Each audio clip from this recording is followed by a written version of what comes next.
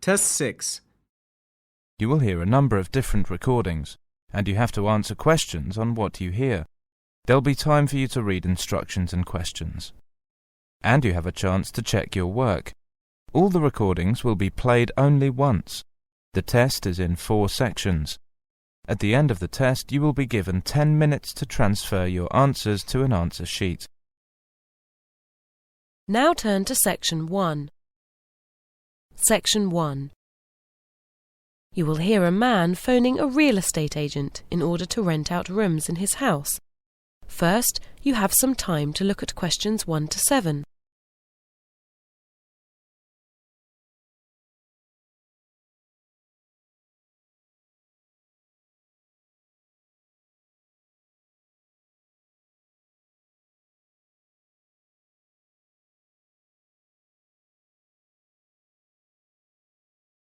Now listen carefully and answer questions 1 to 7. Hi, Bellingham Real Estate Agents. Could you hold, please? Okay. Sorry about that. What can I do for you? Yeah, I'm looking for some tenants for my house, and I was hoping you could advertise it for me. Sure, no problem. Is it here in Vancouver? No, it's just outside in Richmond. Very nice. It's a house, you say? Yes, it's a family house. It's 2-story, quite modern. Right. And you're wanting to rent out the whole place, is that right? No, just 2 rooms are for rent. That's 2 bedrooms plus the use of the rest of the house. It would really suit a couple of students. Okay. Can you just tell me the address, please? Yeah, sure. It's 3281 Number 1 Road, Richmond. Okay. That's quite a way out. And how much were you thinking of for these rooms? I thought $700 per room would be a pretty fair price. Is that per month? Sure. Okay. You'd get at least $1,000 if you were in Vancouver. Yeah, I know. Any other costs? Just the cleaner who comes once a week. Cleaner, okay. And how much would your tenant have to pay her? Actually, it's a guy, and that would be another $30 a month for the cleaning. Okay. And is it nice? I mean, is it got a view and things? Sure. It looks out over the ocean. No garden, but there's lots to look at from the lounge. Okay, and your name is? Peter Trubois. Trubois. Is that B-O-Y-S? No, it's Truboise. Trubois. Nice name. And your address? It's the same one I just gave you. Fine, as above. Got a phone number you can give me? Sure, I'm calling you from it. It's 6047-4106. And a cell? Yes, that's 903-277-3987. Before you hear the rest of the conversation, you have some time to look at questions 8 to 10.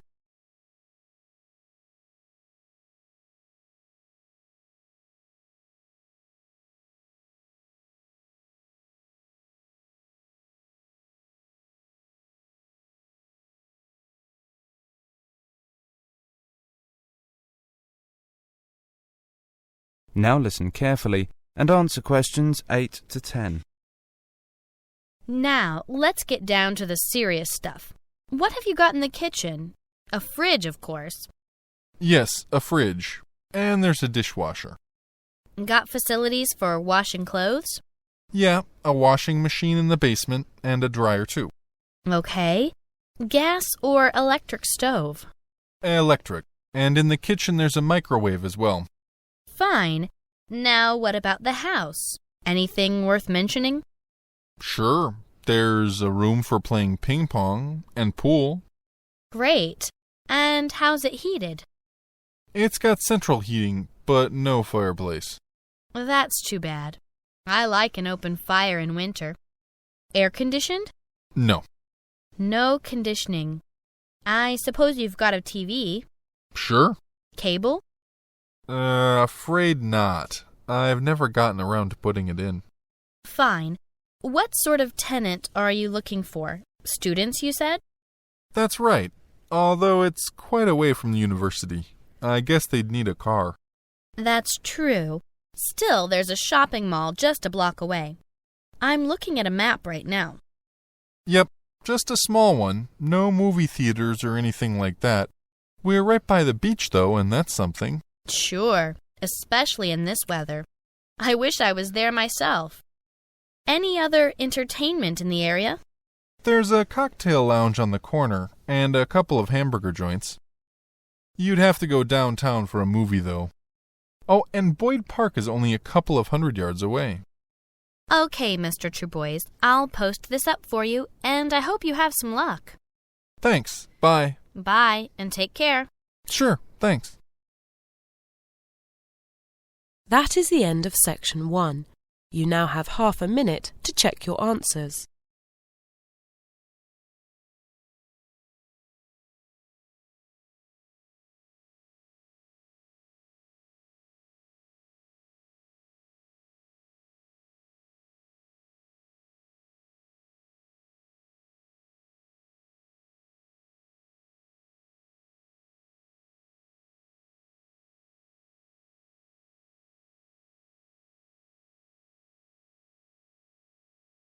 Now turn to section 2.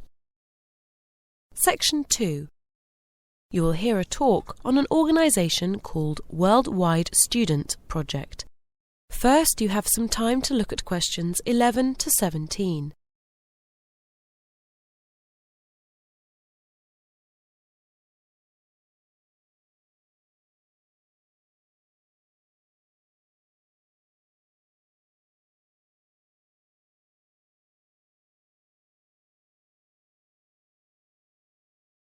Now listen carefully and answer questions 11 to 17. Hi everyone, my name's Sam Thomas, and I'm here to give you some information about Worldwide Student Projects, or WSP for short. The talk takes about 5 minutes, and after that I'll be happy to answer questions, okay? Right, well, WSP is a voluntary service organisation which was set up to promote international understanding. Right now we've got people from 30 different countries working in local communities around the world. So if you're interested in joining them, I'd like to tell you about some of the opportunities that are available. Now, depending on how long you want to be away, there are 3 sorts of projects to choose from. Short-term projects lasting 2 to 3 weeks, medium-term projects lasting between 1 and 6 months, and long-term projects which can be anything up to a year. One of the short-term ones we've got on offer at the moment is in Japan.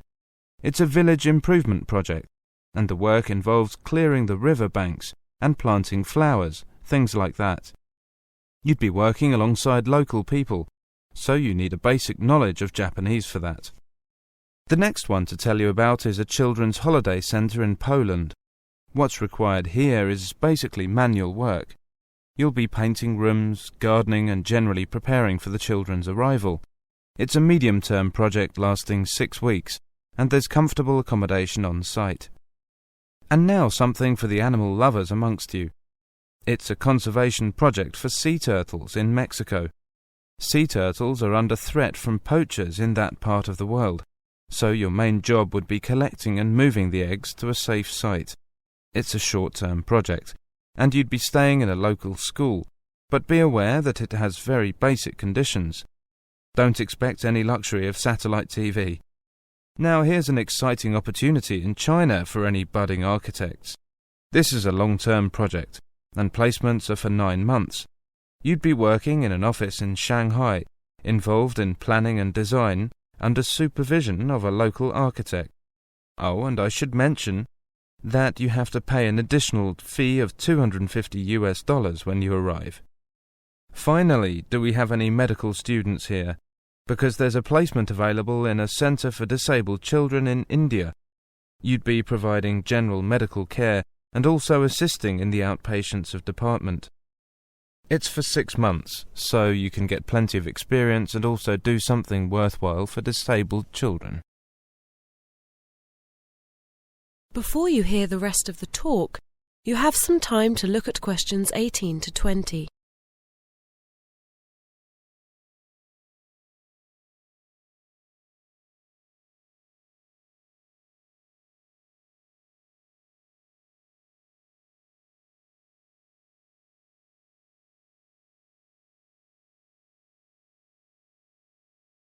Now listen carefully and answer questions 18 to 20. Well, that's just a taste of the incredible range of projects we have to offer. But I hope it's whetted your appetite. And in case you do decide to apply, let me tell you what happens next.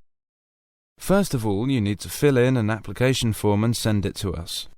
Oh, and you should also include a passport photo, by the way. Once we've received the form and photo, we process them and then we send you a welcome pack containing general information about the programme, together with the formal terms and conditions. These terms and conditions are basically a list of responsibilities on both sides, yours and ours. What happens if you want to leave early, etc.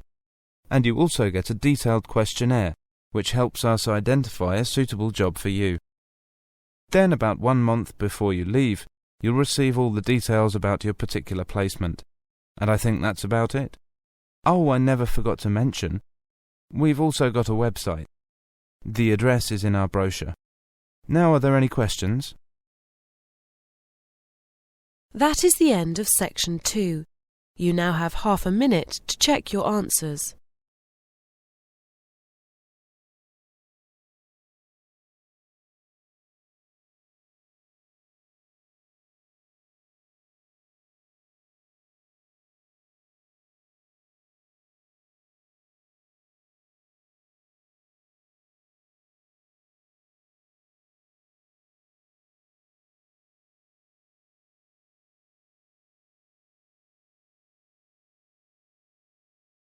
Now turn to section 3. Section 3. You will hear a conversation between two students who are discussing the various clubs and trying to choose one. First, you have some time to look at questions 21 to 30. Now listen carefully and answer questions 21 to 30.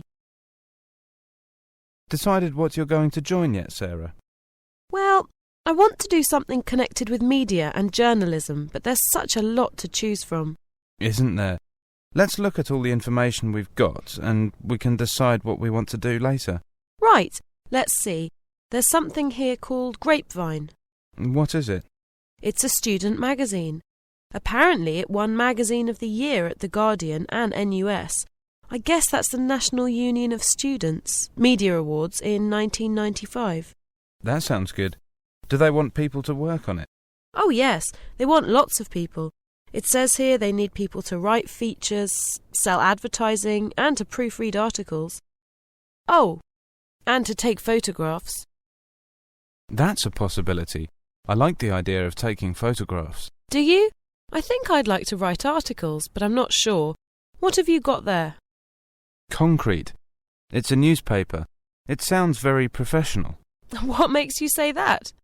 Well, it's 48 pages long, for a start. That's bigger than some national newspapers. I suppose it is. What else does it say? Let's see.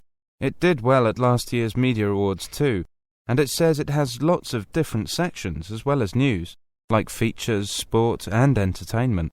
That might be good experience. What do they need people for? They want people to edit and organise.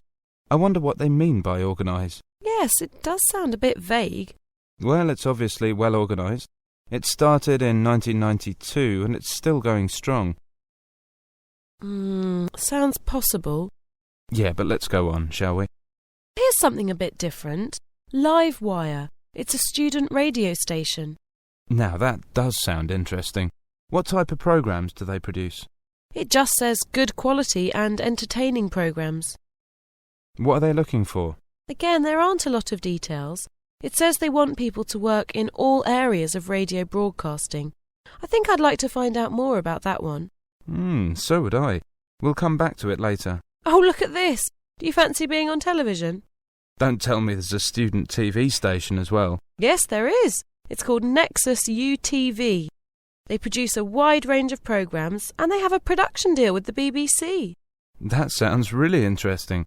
Is it difficult to get into? I don't know. I don't think so. They want a lot of people. Actors. I used to act in school plays when I was about 10 years old. Well, maybe acting isn't for you, but they also need people to direct programmes, to read the news and to be comedians. I could see you as a comedian. Should we go for that then? Maybe. Let's look at what else there is.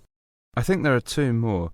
Yeah, something called Notice Board, whatever that is, and Student Web. What's Notice Board about? Well, it's a magazine with lots of local information. Doesn't sound all that exciting. Well, if you change your mind, they want people to write articles and to produce the magazine. I don't think so. Let's look at Student Web. OK. Well, we've had the radio station and the television station, so I suppose we have to have the website. It's quite a big website. Look, there are 1,000 pages.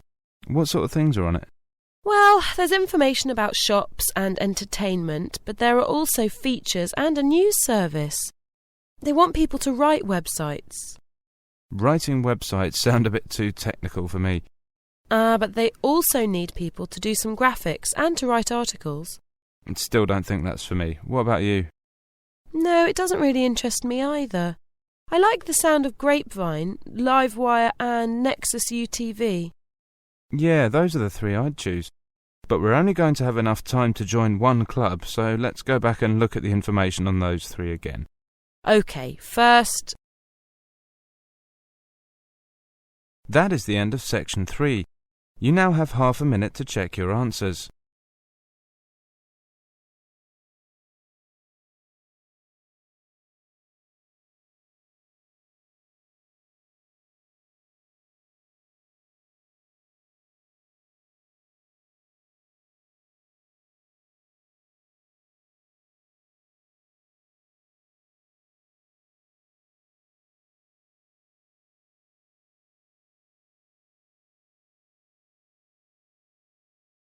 Now turn to section 4. Section 4. You will hear a lecture about tourism. First, you have some time to look at questions 31 to 35.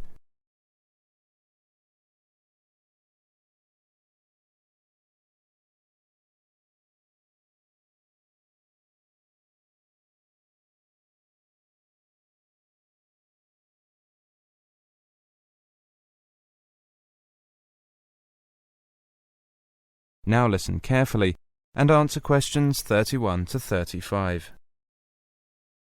Travel and tourism is the largest industry in the world, but calculating its economic impact is quite difficult. The one thing everybody can agree on, though, is that it's huge. There are two things which have influenced the growth of tourism. There are firstly, social factors, and secondly, technology and the way it's developed. Let's consider the social factors first of all. Demand for tourism is determined mainly by the amount of wealth a country has, which is why countries such as Japan, Australia, the USA, and Western European countries have contributed most in terms of tourist numbers in the past. However, growing wealth in developing countries will mean that demand for holidays abroad will take off there in the near future, boosting tourism enormously.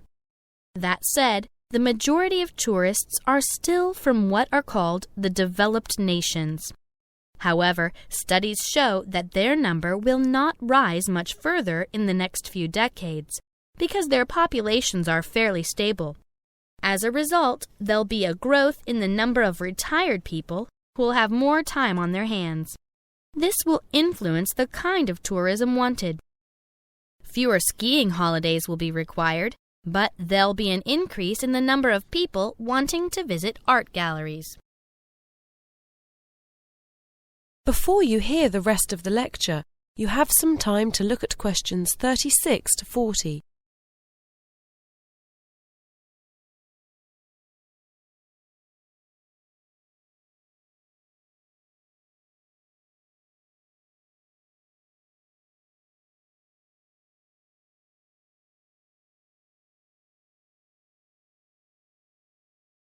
Now listen carefully and answer questions 36 to 40. Let's turn now to the second factor in the growth of tourism. The technology that sustains mass tourism today is the jet plane. Air travel has opened up the world. In 1970, scheduled planes carried 307 million passengers. Today, there are 4 times as many. In fact, cheaper and more efficient transport have been behind the development of mass tourism from its beginnings in Britain in the 19th century. The first package tours were arranged in 1841 by Thomas Cook, an entrepreneur whose company subsequently became one of the world's largest tour operators. In his day, it was the railway that allowed his business to flourish. Today, technology is proving important in other ways as well as in transportation. In the past, people went to a travel agent to find and book their holiday. Now many of these people are bypassing the high street travel agents and booking their holidays themselves on the internet. Airlines have been keen to encourage this direct approach as it keeps down their costs. And increasingly, high street travel agents are finding their businesses disappearing. These days, there may be more tourists to go around, but there is also more competition among destinations, as cities, countries, and continents all compete for tourist revenue. But becoming a tourist destination is not quite as straightforward as it may seem. For example, Ireland used to sell itself as a place to enjoy the beautiful countryside.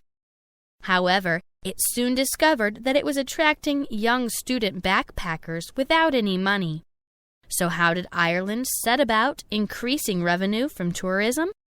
Well, the Irish Tourist Board came up with the idea of promoting the country's literature, using the names of writers such as Oscar Wilde and James Joyce to appeal to older, richer tourists who would spend their money in the hotels and restaurants of the country. However, there are other ways of appealing to tourists. The U.S. is dotted with places that claim to be the capital of something or other, sometimes things which may seem rather strange. Crystal City, for example, is the world capital of the vegetable broccoli. And then there's Gilroy, famous for its garlic. These towns are trading on a single gimmick to attract the tourists. Festivals are another way to bring them in. Literary, food, art. They're all staged for one reason only, to attract tourist revenue. Many a town has sought to copy the success of Stratford, Ontario, which was transformed from a small, run-down, blue-collar town to a bustling cultural center by the efforts of Tom Patterson, who managed to persuade a British director to stage their first drama festival in 1953. But then, boosting a city through tourism is nothing new. In 18th century England, Bath Spa became fashionable after the owners of the hot baths employed Beau Nash, the trendsetter of his day, to promote the city. I want to end the lecture there for today. Thank you. That is the end of section 4. You now have half a minute to check your answers.